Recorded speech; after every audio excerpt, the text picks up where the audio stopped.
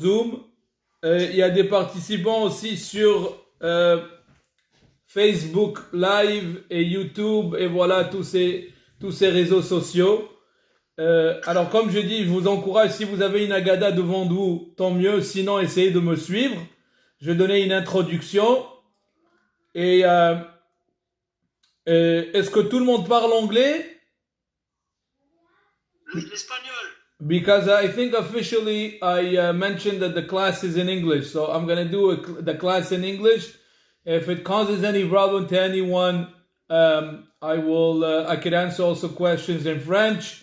So I'm going to mute right now the Zoom, and from time to time I'll unmute and you could ask the questions, or you could raise hands. If you know how to use Zoom, you can raise a hand or send me a chat and I could answer the question itself. So let me start right away. Okay, here I get already an emoji. Let's put now. There we go. Okay, so let's start with an introduction first of all to the Haggadah. I know that some of you might expect different classes about the Haggadah itself. There are many things in the Haggadah, obviously, that have a lot of hidden messages. So the messages that are in Kabbalah and how we explain the Arizal, the Kitvei Arizal explains the Haggadah in a very in-depth way.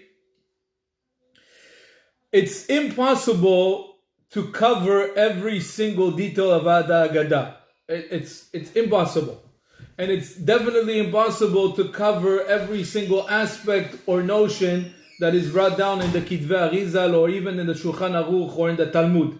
So, what I'm saying with this is that we'll try to follow a certain train of thought from the beginning to the end to see if there's a consistency and there's a structure inside the Haggadah itself. That means that when we look at the Haggadah, and I'm sure a lot of you, when you get ready for the Seder of Pesach, you sit down, you start reading the Haggadah. There's so many symbolism, there's so many items in the Haggadah itself that we kind of lose ourselves inside the details, and we end up being very hungry, and everybody is already ready to eat the matzah and the maror and do the korech and everything. So our class will be structured in a way where we'll follow a certain path that I saw in a very interesting Haggadah, which is called Shirat Miriam. And I think you'll really appreciate the Haggadah and will give you a much deeper sense of how the Haggadah is structured. And I'll even have some questions for you that I'm sure some of us never asked these questions, never even thought to yourselves the whole question of Manishtana, what does it represent, what it is, etc. So let's start from the fact that the Haggadah starts as follows. If we look at the Simanim, the steps, the first steps of the Haggadah is what? Kadesh. Now Kadesh, when we say the Haggadah itself, there's a Simanim, it's just like any other Chag, right? When we have a Chag, before every Chag or Shabbat, we start with Kadesh. What is Kadesh? Kiddush. We do the Kiddush. While we have all of our tables set, we start with the Kiddush and we sanctify the day of the holiday, the day of Pesach. Okay, good. So there's nothing special in that way that it's connected immediately to the Haggadah itself. Once we finish with Kadesh, we do a few other things. What's the other things? After Kadesh, we have, let me just refer to that. We have the Karpas. I'm sorry, the Uchatz. Kadesh Uchatz. I should know the song. Kadesh Uchatz Karpas Yachatz Mahagid. So, sorry, I didn't know that the video was not on here. So we have the Kadesh. Once we do the Kadesh, we go to Uchatz. So once we have the Kadesh, we go to Uchatz, and then we go to Karpas. And when we finish Karpas, we go to Yachatz. Now, I'm not going to get into the details itself of Kadesh, Uchatz, those elements. But what I'll say is one thing. The Uchatz, Karpas, and Yachatz are all one. They have one single goal. And I need you to keep that in mind. There's one single goal why we do this. So we can get to the Magid. Right? As we know, the Talmud says, why do we wash our hands? So the kids could answer. So the kids could ask, why are we washing our hands now? We're not ready to eat. And then we eat the karpas. And we say, and it's part of the questions in Manishtana if you pay attention. Right? And then we eat the karpas and we ask, Manishtana shar yerakot. Again, the kids, we want to entice the kids and even the adults to ask, why are we eating now a piece of vegetable, a celery, an onion, a potato, something that's borei peri adama? Why do we do that? And then we go to Yachatz where we take the matzah and we split it up in order to keep it for the afikoman. So all of these little actions that we do during the Seder itself is in order to bring us to the ultimate, if you will, part of the Haggadah. Because the Haggadah itself, by definition, is what? The story of Yetziat Mitzrayim. That is the Haggadah. In Hebrew, the Haggadah comes from the word Haged, to say. That's the word Haggadah. Haggadah meaning to say over the story of Yetziat Mitzrayim. And this is where, after we have conducted these 3 steps or 4 steps, including the Kadesh, we come to the part of the Magid. The Magid itself is the story of Yetziat Mitzrayim. That is when we get to the story of Yetziat Mitzrayim and we start with the story itself. So, the structure. Now we're holding by Magid. Right? After we went through the 4 steps, we are holding by Magid. Magid itself is what? Is the story as we just said. Very good. So now we have to start, we have the mitzvah that the Torah asked us that on this night, the night of Pesach, we are asked to say over and to relate over the story of Yetziat Mitzrayim. Beautiful. Where does the Magid start from? Any of the participants of Zoom can answer. Where does the Magid start from? Which part of the Magid starts from? So I'll help you out. The Magid starts from Halachma'anya. Right? Halachma'anya is the first part. But even then, Halachma'anya it serves as a purpose.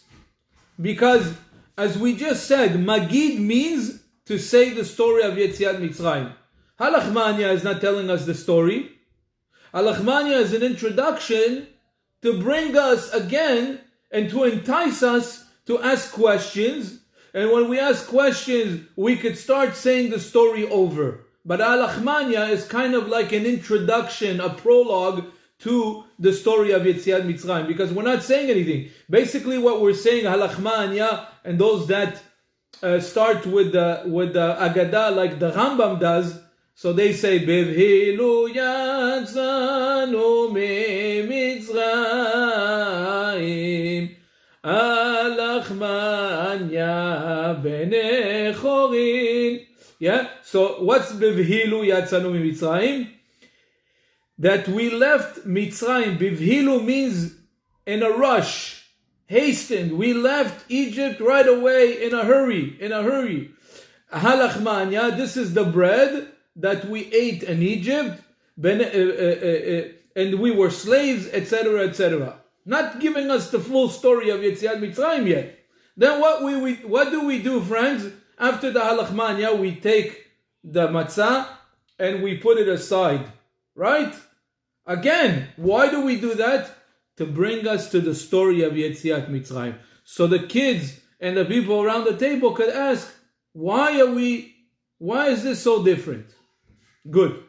So, we've concluded so far, and we understand that the idea of the Haggadah and everything that's around it, and everything that we do before the actual story is to entice us and to bring us to ask questions in order to finally relate over the story of Yetziat Mitzrayim. That is the sole purpose of all of the steps before we start the Magid, which is the Halachmania. Okay, let me just see if there's any questions from the Zoom or anyone. If not, I'll continue with explaining. Okay, so let's continue. So, after we have finished Halachmania and we put aside the matzot, we start with Manishtana. Everybody loves the Manishtana song, right? Manishtana alayla azen mikol ale. Everybody knows this question. How many questions in Manishtana, friends?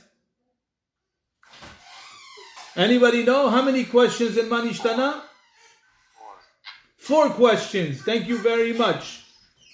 So, let me ask you this. Where are the answers? We have 4 questions in Manishtana. Do we actually get the answers? Friends, every year, for how many years have you been celebrating Pesach? 20 years, 30 years, 40 years. Where do we actually get the answers to the Manishtana? Do we actually get the answers? So somebody told me, by the way, I'll share that with you. Somebody told me, well, what do you mean, Rabbi? The answers are right there. There's a question and then there's an answer. And he explains it to me as follows. And you tell me if you agree or disagree. He tells me, well, you say Manishtana alayla hazeh mikol halelot. What is so different this night from all the other nights? And then you answer. Shebechol halelot anu ochlim chametz umatzah. Shebechol halelot. And that's the answer, he tells me, Rabbi. Friends, do you agree with that? Is that how you understand the Manishtana? Well, I disagree. The Manishtana, with everything that follows it, are part of the question. And let me reiterate some of the question. One of the first question is Manishtana layla hazeh mikol halelot. What is this night different from all the other nights? That all of the lights we only dip certain vegetables. Every night we eat chametz or matzah. Tonight we only eat matzah.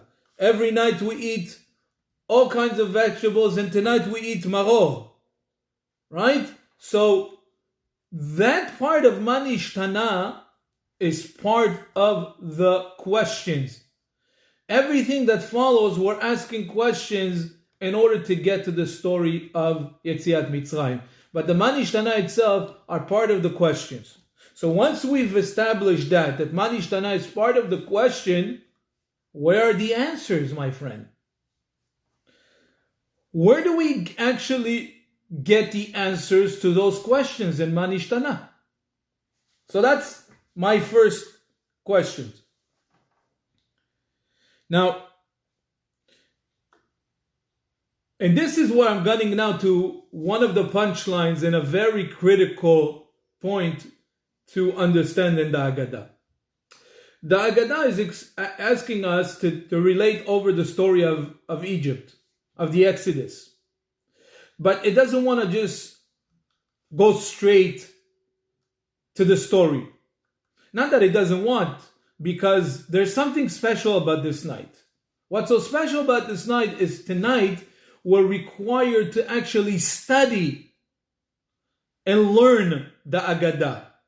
And what I mean by study and learn, you could see it already apparently in the actual process and in the structure of the Haggadah itself. The Haggadah itself doesn't start by just telling us the story. It starts with questions. And after us ask us a bunch of questions, like a real Jew, there was a famous joke where a person a non-Jewish person went over to a Jew and he tells him, "Tell me, I heard from others that you Jews always answer with a question." So the Jew looks at him and tells him, "Who told you that?" Yeah, so we know that, it's very stylistic of the Jews to communicate in such a way. So the Haggadah itself is not any different than any other book or any other document which is Talmudic. The Haggadah was written in the time of the Talmud. It was compiled maybe in different generations. It was different add-ons through the generations, but it's a Talmudic document. And the Talmud itself, for those that were exposed to it, for those of you that had some experience in learning the Talmud and that were exposed in the past to it, the Talmud itself is always structured with a question and answer. And so to the Haggadah itself. So when we speak about relating the story of Pesach during the Seder, we are saying that the Seder itself has to be in a way that we relate the story of Pesach, the story of the Exodus, in a way of a learning, and not just relating a simple story, but a dialogue, questions, answer, enticing you to go a little bit deeper, asking you also certain questions in order to arouse that curiosity of the story of Pesach. So we've established now that the Manishtana itself, being part again of an introduction to the story of Pesach, not being part of the story of Pesach, the story of the Exodus, but being part of an introduction to the story of Pesach. So, once we've established that, and we went through the Manishtana, we still have a question.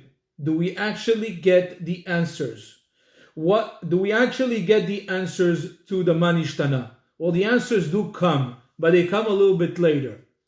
But what we understand for now, what we hold from all of the discussion so far, is the importance of tonight, the night of Pesach, is to relate the story in a way of a limud, in a way of a study, to go in depth. Now,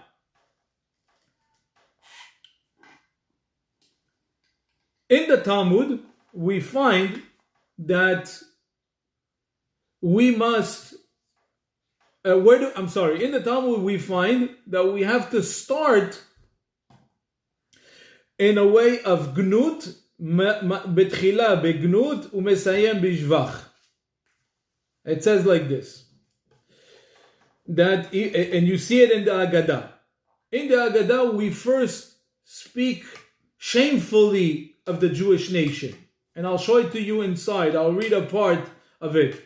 But when we end, we speak of the praises of the Jewish people and the praises of God in the Exodus. So that says, mitchila, yes, first we speak shamefully, and then we finish praising. And I'll give you an example. So, if we start with the actual answer, after we said Manishtana, we start right away, after we've recited the whole Manishtana. If you look in the Haggadah, it says, Avadim ayinu leparo b'Mitzrayim, right? We have already the beginning of the story of the Exodus. What does it say? We were slaves in Egypt. That's the beginning of the story. But what does it say? That we were slaves. So the story starts by depicting the Jewish people as slaves, which is something that is shameful. But when we get to the end, it praises the Jewish people and it praises God. Good. Now, that's according to one opinion.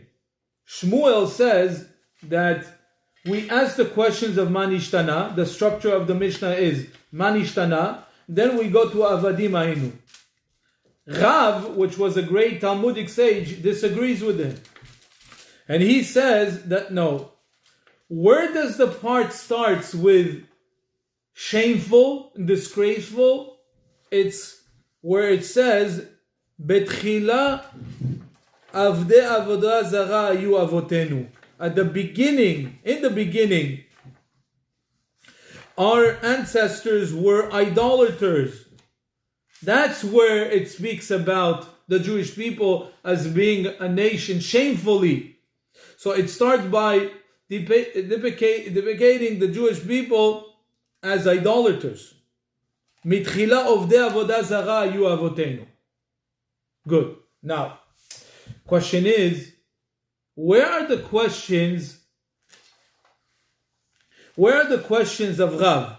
So Shmuel we understand very, very well. We understand Shmuel very well. He has a question, Man ishtana, and the beginning of the answer is Avadim ayinu lePar'o b'Mitzrayim. Rav says no. The story itself starts Mitchila ovdei avodah zara ayu avotenu. Where are his questions? He says very simply, we have the 4 sons, and over there too we have 4 questions. Just like the Man ishtana, we have 4 questions, and then we have the answer Avadim ayinu. So too the Haggadah of Rav starts with 4 questions. Those are the 4 questions of the 4 sons. And then the answer comes, Mitchila ovdei avodah zara ayu avotenu. Those are the beginning of shameful beginning and a happy ending that we see later on in the Haggadah. So, in the Talmud, let me make a summary. In the Talmud, we have 2 opinions how we should recite the Haggadah. According to Shmuel, we have 4 questions, which are the Man ishtana, and then the beginning of the story starts with Avadim ayinu lePar'o b'Mitzrayim. According to Rav, the 4 questions are the 4 questions that the sons are asking. Chacham ma hu omer, Rasha ma hu omer, right? And then the answer itself starts with Mitchila ovdei avodah zara ayu avotenu. Those are the 2 different Aggadot, one according to Shmuel, one according to Rav. What do we do? How do we decide? By the way, I'll open a parenthesis that Shmuel lived in Babylon. Shmuel was a sage that came from Babel, from Babylon. So the Haggadah in Babylon in those times would read the way Shmuel would tell us to read the Haggadah. Rav, on the other hand, was from Eretz Israel. And he himself, so people in Eretz Israel would read the Haggadah the way he would ask to read the Haggadah. Today, our sages tell us we combine both of Haggadot. We take the Haggadah of Shmuel and we take of the Haggadah of Rav and we combine them together, making them and presenting to us the Haggadah like we have it in front of us today. So, and having questions and starting with the answer. Is there any questions for me before I proceed? We'll see, friends, we'll see together the structure of the whole class. You'll appreciate the whole thing. Now it's very technical.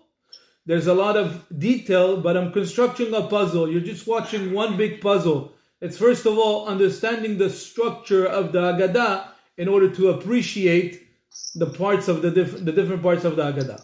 So if that's clear, I will proceed to my next point. Okay, so we've established that we have questions, and following those questions, we have the beginning of the story, at least the beginning. Now, in the Torah, we have a mitzvah. We have a mitzvah that is constant. One of the constant mitzvah is to constantly remember daily the mitzvah of Yetziat Mitzrayim, the Exodus. And I'll give you an example. Where do we recite this mitzvah? Where do we remember the Exodus. Every single day, my friends. We remember the Yetziat Mitzrayim when we recite the Shema.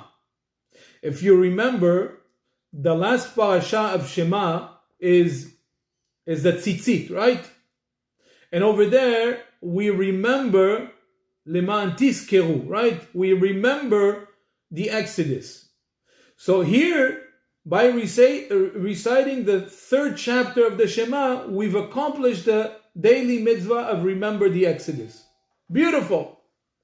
So what comes the question, if we have a mitzvah every day to remember the Exodus, what is so special on this night? What differentiates the mitzvah, this precept of remembering and telling the story of Yetziat Mitzrayim every single day, contrary to the one that we do on Pesach? On Pesach itself is the same idea. We're supposed to remember the Exodus, leaving Egypt, but we do that every day. So Rabbi, what's so special on Pesach? What's so special on the eve of Pesach? So the answer is as follows. One of the answers, there are many answers that are given by different rabbis, different commentators, but I will develop one idea. Every single day when we have this great mitzvah of remembering the historical event of the Exodus, we are just asked simply to remember, never forget. Don't ever forget how you were slave and how you served the Egyptians. So we have a mitzvah of remembering. But on Pesach Eve, on the Seder, when we sit at the table, there has to be a result. There has to be something that comes out of it. It's not simply remembering the day of the Exodus of Egypt. We also are demanded to praise Hashem. In other words, once we've asked the questions and we've started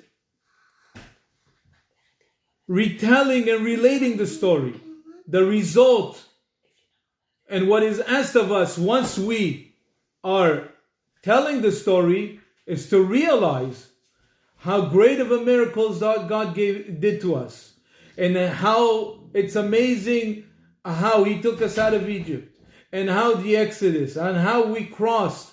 So the outcome is, the natural outcome is that we praise God. We praise Him for everything that He has done to us. Shevach ve'odaya. Praising and thanking Hashem for everything He has done to us. So we've just introduced to you another element inside the Haggadah. And again, I'll make a summary. Questions, Manishtana, or the 4 questions of the sun. The beginning of the story, Avadim Ainu, or Mitchila Uvdei Avodah Zara Ayu Avotenu. And then, praising God, which is the parts which, for example, Dayenu. What do we say in Dayenu? If God only would have taken us of Egypt, Dayenu, thank God, it would have been sufficient. And then through the stages of the Haggadah, which we'll see together in a few minutes, I'll show you a few examples.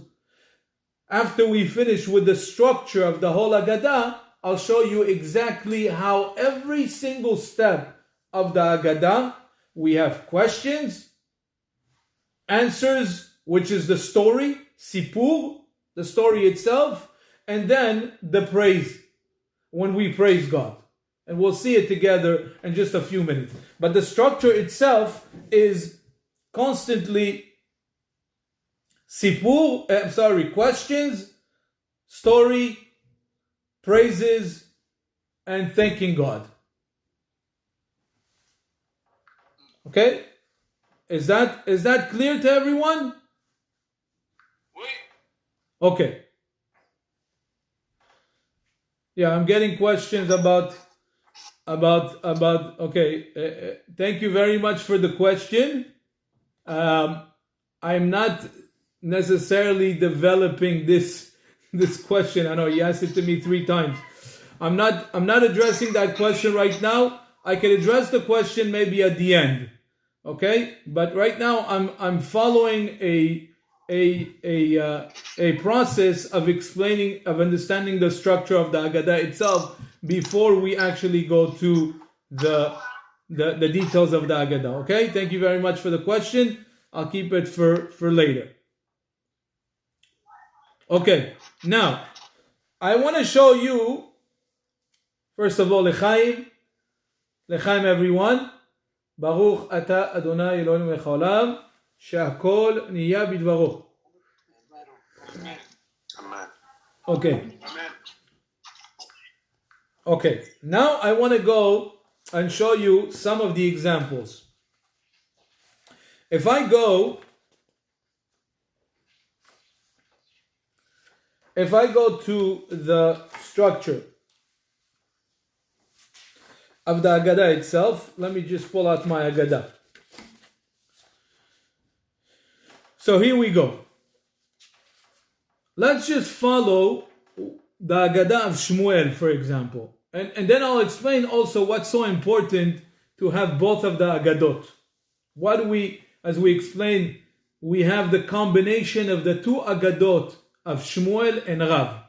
So if you have a Haggadah in front of you, ma tov u'ma na'im, it's beautiful, you'll be able to follow along. If not, you could review this video after to see how the structure of the Haggadah is exactly as we mentioned. So let's go with Shmuel's Haggadah. Here we go. I'm sorry, I'm not at the right page.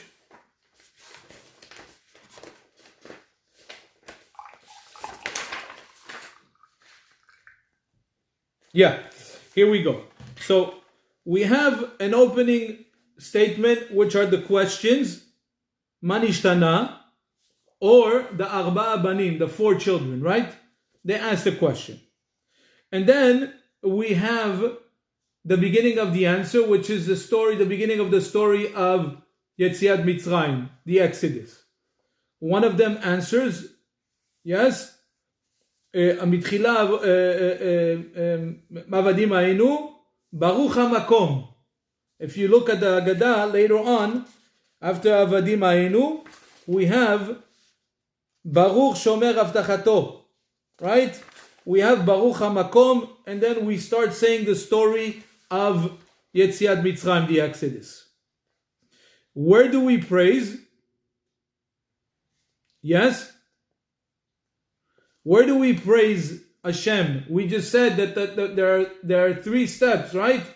4 steps, I'm sorry. The actual questions, the beginning of the story, and then the praises. According to Shmuel, where does the praise start? The praise starts by Baruch HaMakom. Baruch HaMakom, God, blesses God that He has kept His promise, that He is with us, etc., etc. So itself, after the story comes the praises itself. According to Rav, the praises come Baruch Shomer Avtachato Yisrael. Right? One second, somebody has a question. Let me see.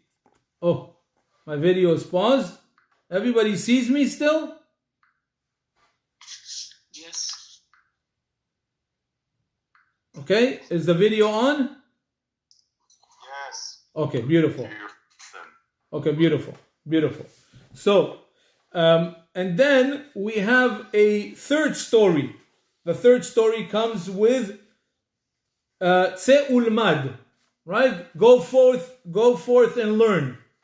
And if we go into the Haggadah later on, we see that it's a Tse Ulmad, and then right away, how do we praise Hashem? Saying the story. Tse Ulmad is telling us again the story of the Exodus, and then we say praising Hashem Dayenu.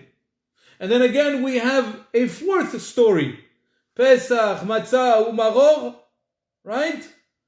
Telling us the story of what happened in the Exodus. And then again praising God and thanking Him by saying, Lefichach anachnu chayavim leodot lehalel. That's why we have a mitzvah to praise and thank Hashem for everything that He has done to us. Okay, now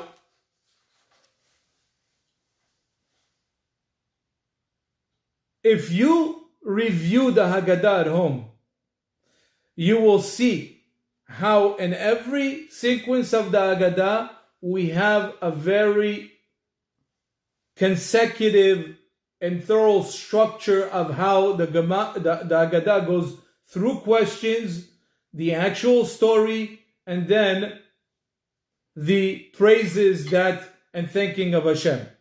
Every single step of the way of the Haggadah.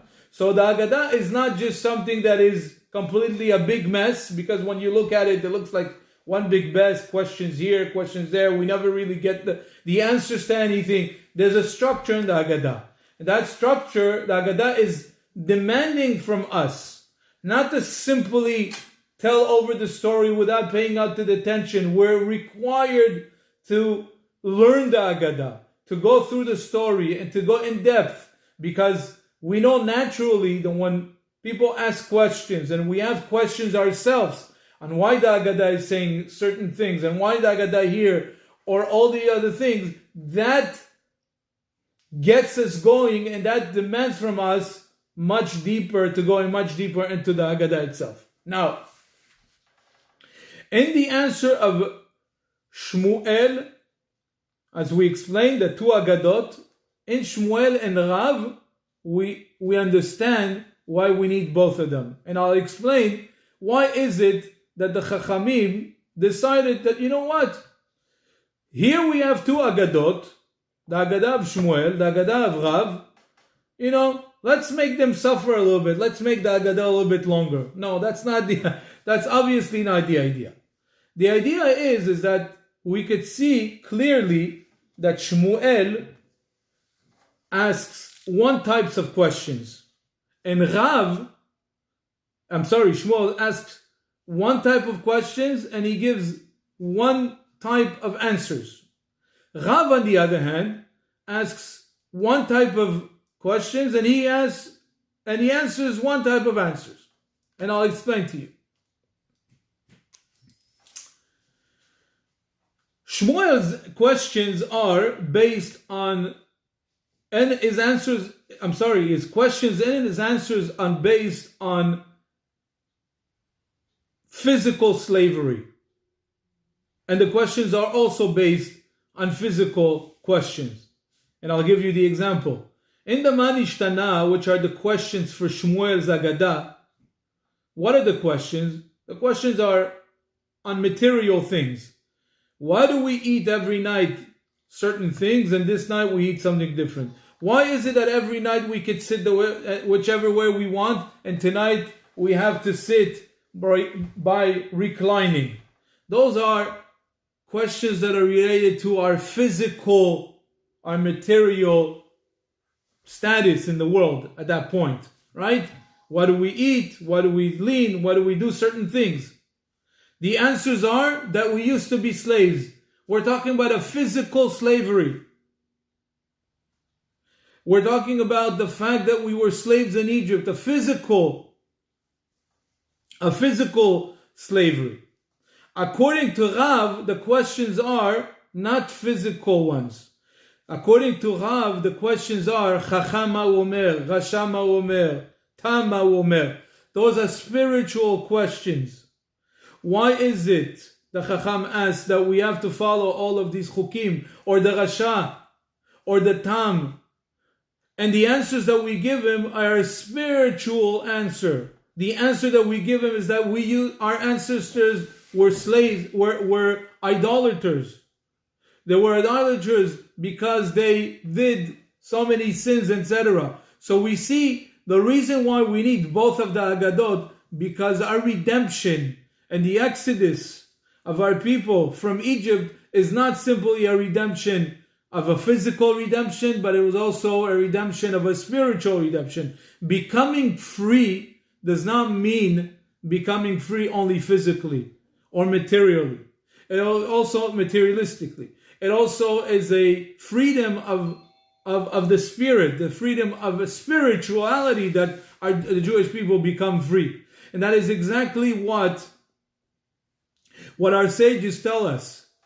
A slave, by definition, is someone that doesn't have his own identity. And this is what the Jewish people wanted to have when they left Egypt. The Jewish people wanted to finally have their own identity, becoming the servants of God, but having their own identity as Jewish people, their own identity as a nation.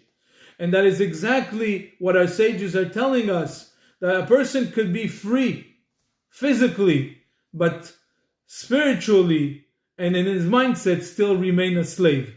So with this, I'll sum up the class, is that when we follow the steps of the Haggadah, we see clearly that the structure of the Haggadah is asking the questions, retelling the story, and bringing us to thank the Shevach and the Hodaya, thanking Hashem and praising Him for all of the miracles that He has done to us, finally having a physical and a spiritual redemption.